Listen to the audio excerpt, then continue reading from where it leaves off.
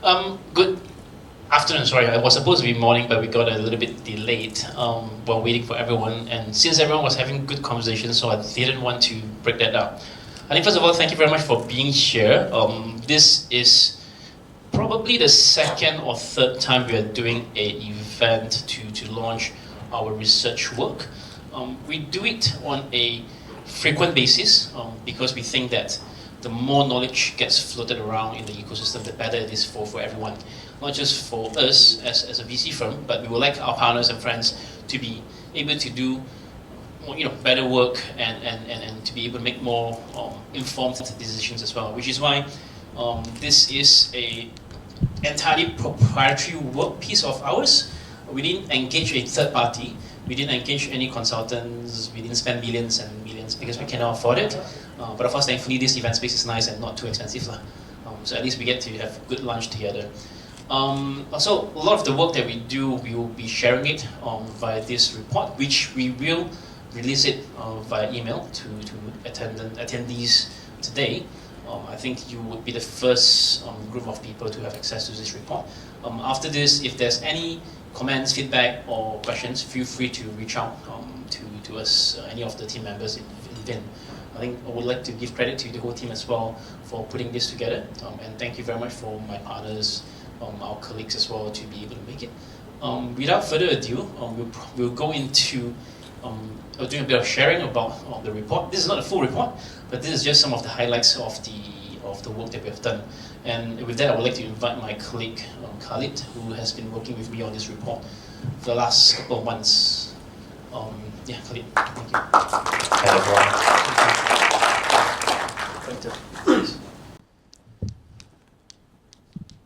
So, as the title says, we've done this research for the last 1 year, I think, and even before a lot of these ideas of putting together the event actually happened. So, as a firm, we are a specialist. So we invest mostly into mobility and supply chain companies, and because of that, we have the luxury, we have the unfair advantage of being able to focus only on a few key important things which we think has relevance for our investment work. And of course, we pick these sectors because we think that there's a overall long-term growth potential for the market, and partly also because we have invested into some of the best companies, especially from Malaysia. We have the custom table over here, where we've been working with the team for many years, and definitely it's because of companies like Karsam, and now we have DF Photo, Borong, a few other ones that's putting Malaysia on the map. Malaysia being the launchpad for a lot of the regional companies, which we believe will have a large impact on the industry. And that's why we actually go through our research work that we do to put together this report. So the first part of the report that we have put together really illustrates a little bit about the sort of data points or the trends within the investment work, within the investment industry. Overall, I think everyone would resonate to the thought of funding winter. We are at kind of an all-time low in terms of total volume of investment into startups, and generally speaking, it's getting much harder for not just Malaysians, but regional companies to actually raise the next round. But one thing that's encouraging, at least from our lens, is that percentage share of mobility investments, meaning investments that's went into mobility-related startups, is still growing. And in fact, we see a lot more mobility-related companies that's mushrooming as we speak. At the very beginning, when we launched the fund together with Vynn Capital, with FCAP/Jilawang, one of the key questions that we always get asked is there enough deal flow? Because for a VC strategy to work, you need to have enough number of deals in the sector or in the segment for you to actually be able to compare and pick the best ones. But right now, we do definitely see that there's more and more investments going into this particular industry. And this particular growth, even though we see a lot of uncertainties within the sector, is partly driven by a few key observations. Firstly, on electrification, where now economies are, I think, trying to go green, and electrification being the first step for a lot of the future growth that we see. Obviously, BMW is selling a lot of BYD cars right now, and we do see that trend happening. Cost of cars, cost of EVs are going to come down because of the Chinese EVs that are flooding the market with their cars, and that's happening everywhere around the region. The second thing that we observe is the obvious diversification of companies when it comes to looking at the subsectors. Larger companies are diversifying themselves from what they have the exposure to. I think to cut it short, we see larger mobility startups trying to expand into different segments, trying to look at, for example, if you are a marketplace, you are starting to look at financing, you're starting to look at aftermarket, you're starting to look at different subsectors that make sense for your business. So it's a consideration of synergy. How do you create that sort of partnership between your new sectors versus your main bread and butter? And because of that, investors are starting to look at the earlier segments, the smaller segments that was previously ignored. In a later part, we will go through some of the sectors that we noted that there are good opportunities. And last but not least, there's a shift towards early stage investments. Shift in the sense where companies are no longer raising, not to say no longer, but it's less common to see companies raising multi-million rounds, $100, $200 million. We see a lot more investments in earlier stage, particularly because it ties back to the second point where there's diversification across subsectors. Because these are subsectors that are generally quite new, so more investments are going into these particular sectors as the early seed capital to grow all these subsectors. A bit more showcase on some of the numbers that we found with regards to early stage investments. Overall, we saw more money went into early stage investments, and more deals are being done. This is comparing H1 to H1 for 2022 to 2024. And even ourselves, that's why excuse me, we focus only on early stage investments because that's where we see more growth opportunities as well. On the flip side, evidently, there are also data to show that larger or later stage funds or funding rounds are becoming less common. I think back in 2022, the larger bulk of the funding went into marketplaces, namely Qasim and their friendly competitor, Friendly. And overall, we do see more and more investors starting to look at early stage because of the fact that a lot of these platforms that have received larger funding sizes, they're trying to diversify the business. And because of that, there's opportunities for partnerships and even co-investment or investment with larger platforms. As I mentioned earlier on, there is diversification going on right now. 2022, automotive marketplace took up 70% of the funding volume. But if you fast forward to 2021, you don't actually see automotive marketplace being funded, or we're hoping that there will be more exits that come out from this particular segment. But capital are being redeployed to other sectors as well. Namely, you look at, there's more money into EV manufacturing, and obviously EV charging is something that's huge right now. We haven't done any investments in EV charging yet, but we do have companies that are enabling EV charging businesses to be deployed across, for right now, Indonesia. So that's also another segment that we think there's big opportunity. Last but not least, what I'd like to mention is really on the aftermarket inspection and maintenance segment. Arguably, most of the larger incumbent businesses are looking at that. And the same thing is happening in startup scene as well. However, later on you'll see one of the slides that we have that shows that there's actually not enough money that went into businesses or startups that are looking at aftermarket business. We have done one. We have, if anyone's interested in an aftermarket business, Louis from Risotto is seated right there. That's one of our portfolio companies. And that's another segment which we think would have a long-term growth prospect. I'll pass the pointer to my colleague to share more. Yep. So I'll talk about more on electrification. Electrification industries have seen a rise in demand over the years. This has largely been, if you can see, 2022 to 2023 EV car passenger sales have seen an exploding growth of at least 330% year on year. And this has been because the region has steadily been addressing the two main consumer concerns. Largely, specifically, is affordability of EVs and also range anxiety. So what we see that there are three main market drivers. One is the entry of Chinese EVs, which are relatively more affordable compared to Western models, and this has EV models drive prices down of EV models. And secondly, there is also the government incentives, be it tax subsidies or tax exemptions, depending on where you are based in.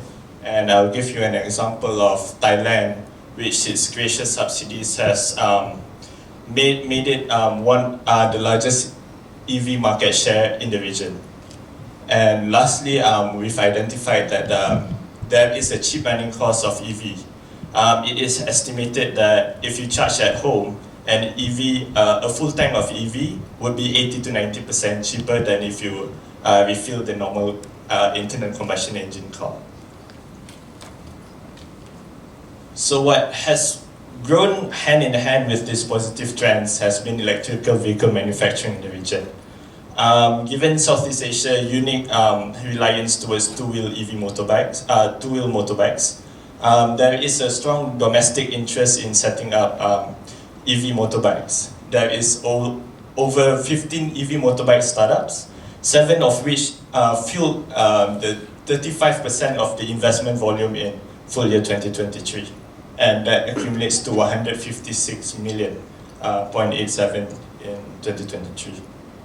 But lest we forget that there is also investments in international and domestic players in four-wheel EV manufacturing.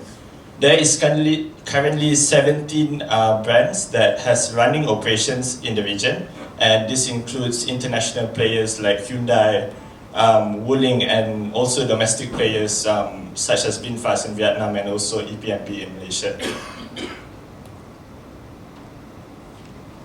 But EV manufacturing isn't just the whole picture. The region aims to capitalize on the entire EV supply chain. And one highlight has been EV charging, as mentioned by Victor. This year, we see about 40.4 million investment flow in towards EV charging, and this volume includes battery swapping technologies. And this makes sense because in the region, we are averaging about 25% of the targeted EV infrastructure targets across the region. And in Singapore, the largest EV charging units currently is in Singapore. And even if you look at Indonesia, which is the largest country in Southeast Asia, it's just 1,582 SPKLUs specifically, which is EV charging units specific for passenger cars. So we expect in the coming years that there will be more investments into EV charging. And this is just some of the current players, and it includes startups and also major players who aims to capture the market share in the region. And if you look at the EV charger to EV cars ratio, it tells you a little bit more about the unique adoption strategies of each country. And I'll give you an example of Vietnam, which currently has 150,000 units of EV charging, one of the largest in the world. And most of this is operated by VinFast. And this brings up its charging ratio to 5:1 EV charging to cars, as compared to Thailand, which has focused largely more towards on the growth of passenger car sales, but has lagged behind EV charging units, bringing its car ratio about 1:53 charges per EV car. So the region aims to capitalize also on its huge deposits of critical minerals of EV. And we see that Malaysia has the 10th largest, was the 10th largest producer in manganese in 2023. And more notoriously, Indonesia has used its huge reserves to induce more investments into the country. Indonesia is currently the global leader in nickel reserves, holding 55% of global reserves in 2023. And if you combine that with the Philippines, the two countries cumulatively produces 51% of the total industry volume of nickel production. So these two critical minerals, alongside other critical minerals, will be important in the next few years. And we expect that battery demand is not a matter of if, it's a matter of when battery demand grows. We'll expect to boom, and the region needs to capitalize on how we can sustainably extract and profit from the industry, not just from low-scale extraction, but also to capitalize on increased human capital as well.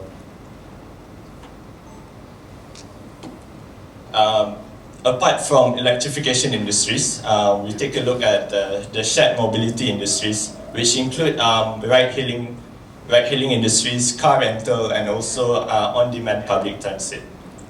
And we have seen the shared mobility, which used to be the main driver of growth for mobility in Southeast Asia, to have seen a recovery from the effects of the pandemic.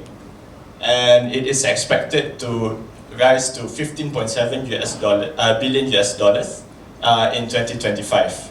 And the two main economic drivers has been the ride-hailing industry, which continues to be a preferred mobility for the consumers. And despite the dominance of Grab and Gojek still, there has been a continued interest in new entry players with over 35 ride-hailing applications in the region, and 10 of which have multi-country operations.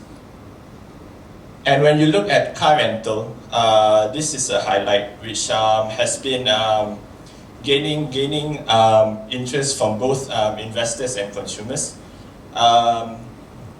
We see that the change in consumer preferences towards more personalized and flexible services has driven the growth of car rental businesses in the region.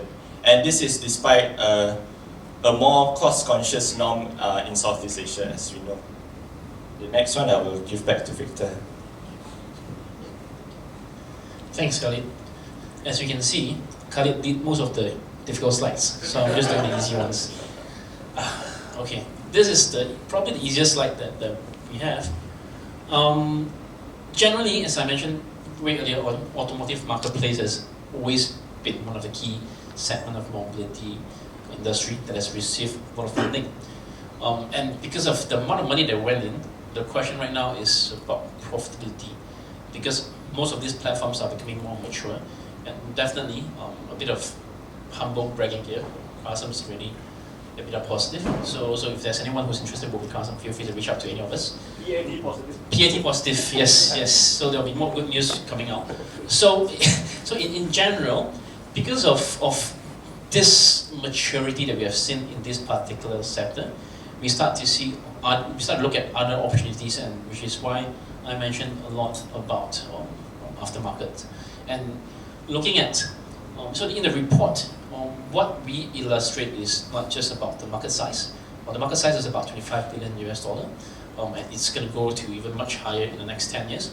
However, one point to note is that the average cost of maintenance, periodic maintenance only, for each country varies.